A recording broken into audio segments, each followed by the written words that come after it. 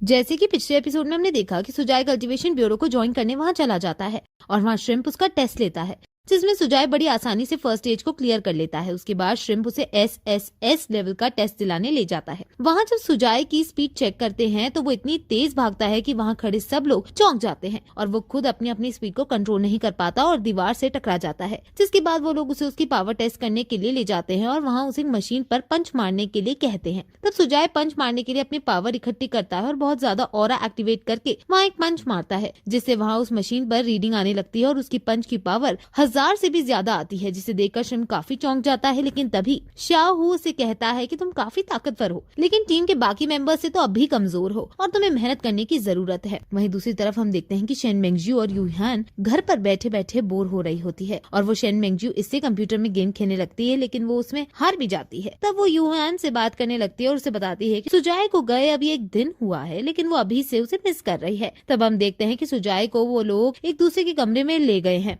और वहाँ उसकी कल्टीवेशन एप्टीट्यूड को चेक करने के लिए वो टेस्ट करते हैं। इस टेस्ट में सुजाय को एक जगह बैठकर कल्टीवेशन करनी है और वो जितनी ज्यादा स्पिरिचुअल एनर्जी एब्जॉर्ब कर पाएगा उसकी सैलरी उतनी ज्यादा होगी, जिसे सुनकर सुजाय एक्साइट हो जाता है। फिर वो वहाँ कल्टीवेशन करने बैठ जाता है और वो लोग भी उस चेम्बर में एनर्जी देने के लिए 3 टॉप लेवल के स्पिरिचुअल स्टोन्स रख देते हैं, लेकिन सुजाय बहुत ही कम टाइम में उन तीनों स्टोन्स की एनर्जी एब्जॉर्ब कर लेता है, जिसके कारण उन्हें वहाँ और स्टोन्स रखने पड़ते हैं। अब सुजाय उन स्टोन्स को भी बहुत जल्दी एब्जॉर्ब कर रहा होता है और कल्टीवेशन ब्यूरो को स्टोन्स बढ़ाने पड़ते हैं, लेकिन उनके सारे स्टोन्स खत्म हो जाते हैं। तब सुजाय वहाँ मौजूद स्पिरिचुअल एनर्जी भी एब्जॉर्ब करने लगता है और शहर की सारी एनर्जी उसकी तरफ खींचने लगती है, जिसे देखकर सब लोग एक्साइटेड हो जाते हैं और कहते हैं कि क्या ये लेजेंडरी कल्टीवेशन जीनियस है जो अब हमारे साथ काम करेगा। तब शाओहू श्रिम्प से सुजाय को SSS लेवल का टैग देने को कहता है। उसे कहता है कि सुजाय की सारी इन्फॉर्मेशन सीक्रेट रखी जाएगी और किसी को भी इसके बारे में पता नहीं लगना चाहिए। तब सुजाय वहाँ से बाहर आकर अपना कल्टीवेशन एप्टीट्यूड पूछता है तो शाओहू उसे कुछ नहीं बता पाता, जिससे सुजाय समझता है कि उसका टैलेंट बहुत बेकार है। इससे वो निराश होकर कहता है कि मुझे पता है मेरा टैलेंट अच्छा नहीं है और ये बात मेरे मास्टर भी कई बार मुझसे कहते हैं, लेकिन बस मैं इतना जानना चाहता हूँ कि क्या मैंने ये टेस्ट पार कर लिया है और क्या मुझे 1 लाख रुपए की सैलरी मिल जाएगी। जिस पर शाओहू से बताता है कि उसने टेस्ट पास कर लिया है और अब वो उनकी टीम का हिस्सा है। फिर वो वहाँ से बाहर निकलते हैं और शाओहू से बताता है कि उनकी टीम एक स्पेशल टीम है, इसलिए सुजाय उसे कोई भी एक चीज गिफ्ट के तौर पर मांग सकता है। तब सुजाय उसे कहता है कि क्या वो गिफ्ट में उसे उसकी 1 महीने की एक्स्ट्रा सैलरी एडवांस में मिल सकती है, जिससे सुनकर शाओहू भी चौंक जाता है और सोचता है कि क्या सुजाय के दिमाग में हमेशा पैसे ही चलते रहते हैं, क्योंकि ये और भी कुछ कई कीमती चीज मांग सकता था, लेकिन इसने केवल 1 महीने की सैलरी ही मांगी है। वही हम देखते हैं कि मिस जियो अपनी डेस्क पर बैठकर कुछ काम कर रही होती है कि तभी उन्हें एक अलार्म दिखाई देता है और उन्हें उनका अगला टारगेट भी मिल जाता है। तब वो सुजाय को अभी इस नए मिशन पर साथ ले चलने का सोचती है और अपनी टीम को तैयार होने का ऑर्डर देती है। वहीं हम देखते हैं कि शेन मेंगजू और यूहान घर पर बैठे बैठे बोर हो रही होती है, लेकिन शेन मेंगजू केवल एक टी-शर्ट पहनकर सोफे पर बैठी होती है और आपस में बातें कर रही होती है। लेकिन तभी वहाँ सुजाय आ जाता है और शेन मेंगजू को ऐसा देखकर चौंक जाता है, लेकिन शेन मेंगजू उसे गुस्से में पीटना स्टार्ट कर देती है और गुस्से में यूहान से कहती है कि क्या वो उसे सुजाय के आने के बारे में बता नहीं पा रही थी, और ऐसा कहकर वो वहाँ से चली जाती है। तब यूहान सुजाय को उठाती है और उससे उसके दिन के बारे में पूछती है, जिसपे सुजाय उसे बताता है कि वहाँ उसके कई सारे टेस्ट हुए थे जो उसने पास कर लिए हैं और अब उसे 1 लाख रुपए सैलरी के रूप में मिलेंगे। तभी शेन मेंगजू जो उनकी ये सारी बातें सुन रही थी वो वहाँ आ जाती है और सुजाय से बहुत प्यार से बात करती है और उसे कहती है कि अब जब तुम्हें सैलरी मिलने लगी है तो क्या हम फिर से बाहर चलकर खाना खा सकते हैं। तभी यूहान उससे पूछती है कि वो लोग तुम्हें तुम्हारी कल्टीवेशन रिसोर्सेज कब तक देंगे, जिस पर सुजाय उसे बताता है कि उसे 3 दिन में उसका सामान मिल जाएगा। तब यूहान उसे 3 दिन और शेन मेंगजू के अंदर रहकर कल्टीवेशन करने को कहती है। अब हम देखते हैं कि वो तीनों मॉन्क एक बंजर सी जगह पर चल रहे होते हैं और तब छोटा वाला मॉन्क अपने मास्टर से पूछता है कि वो और कितनी दिन में पहुँचेंगे, जिस पर उनका मास्टर कहता है कि हम बस आधे घंटे में पहुँच जाएंगे और जब हम शहर में पहुँच जाएंगे तो मैं तुम्हें एक चॉकलेट दूंगा। जिसे सुनकर वो मॉन्क खुश हो जाता है और कहता है कि मास्टर आपने मुझसे 8 बार चॉकलेट देने का वादा किया है, इसलिए आपको अब मुझे 18 चॉकलेट देनी होंगी, और ऐसा कहकर वो सो जाता है। अब थोड़ी देर बाद जब उसकी आंख खुलती है तो वो देखता है कि वो लोग शहर में पहुंच चुके हैं और इसलिए वो उत्सुकता के कारण इधर उधर देखने लगता है। वहीं शहर के लोग भी उन्हें उनके अलग कपड़ों के कारण देखने लगते हैं और बहुत सारे लोग उनके साथ आकर फोटो भी खिंचाने लगते हैं और सेल्फीज लेते हैं। तब वो लोग एक होटल में पहुंचते हैं और वहाँ एक लड़की उन्हें उस होटल के रूम्स के बारे में बताने लगती है, जिसे सुनकर उनका मास्टर उसे एक ट्रिपल बेड रूम देने को कहता है। लेकिन जब वो लड़की उस रूम का प्राइस बताती है कि ट्रिपल बेडरूम का प्राइस 1888 रुपीज है, तो युआन मिंग चौंक जाता है और अपने मास्टर से कहता है कि ये रूम बहुत महंगा है। तब वो लड़की उसे बताती है कि इस प्राइस में आपको रूम के साथ ब्रेकफास्ट, लंच और डिनर भी मिलेगा, और साथ ही साथ अगर आप चाहें तो आप यहाँ की जिम और अदर फैसिलिटीज भी यूज कर सकते हैं। जिस पर उसका मास्टर हिसाब लगाता है और सोचता है कि डील भी अच्छी है, क्योंकि युआन मिंग अकेले ही 5 लोगों के बराबर खाना खा सकता है और मैं भी कम से कम 3 लोगों के बराबर खाना खा लेता हूँ, तो अगर ये हमें फ्री मील्स देंगे तो ये हमारे लिए अच्छी डील है। और ऐसा सोचकर वो उस रूम को 10 दिन के लिए बुक कर लेता है और उसे एक साथ ही सारे पैसे देता है, जिसे देखकर वो लेडी चौंक जाती है और सोचती है कि ये लोग तो बहुत अमीर है। अच्छा हुआ कि मैंने इनके कपड़े देखकर बेकार ट्रीट नहीं किया, वरना मेरी जॉब जा सकती थी। और तब वो उनसे उनका